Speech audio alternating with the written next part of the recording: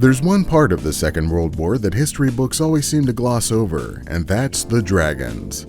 While most people weren't aware of the mythical flying fire-breathing beast that plagued the Western Front of World War II, one developer had the knowledge and the bravery to share the story of Fire and Steel. Dive into the role of an angry wyvern awakened from his slumber by a crash-landing plane on his humble island paradise in a premise that is basically the beginning of Reign of Fire.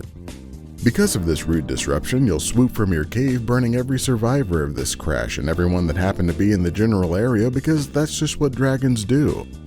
Take to the skies, raining fire and fire accessories onto the impending barbecue of soldiers trying to shoot you down with their ineffective rifles. Soon, however, the mighty propeller-driven fighter planes of the era will join the fight and subsequently fall prey just as quickly to your oral inferno.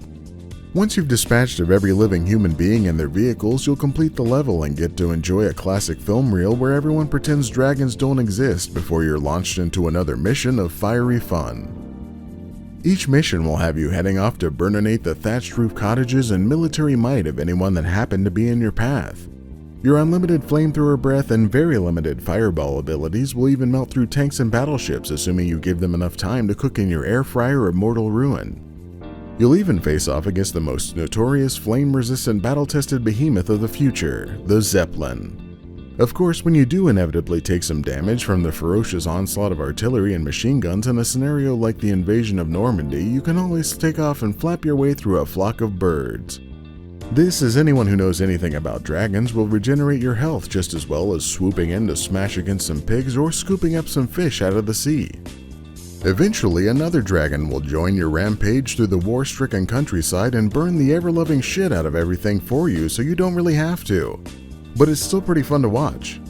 Fire and Steel, letting you live out your most sadistic dragon-related non-sexual fantasies in about an hour of gameplay.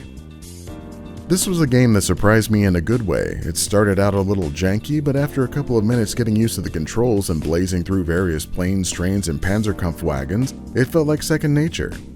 The only big issue with it is it takes about an hour or two to burn through the 12 included missions across 3 acts. However, with the multiple difficulty modes, achievements, and high score chasing you can do, it makes this apparent first chapter in the Fire and Steel story seem like it's worth picking up. It may feel like an extended demo, but for a flaming ball of fun for only $5, it earns the abbreviated score of good. If you'd like to see more hot takes, warm satire, and tepid commentary about video games, make sure to subscribe and check out my other abbreviated reviews.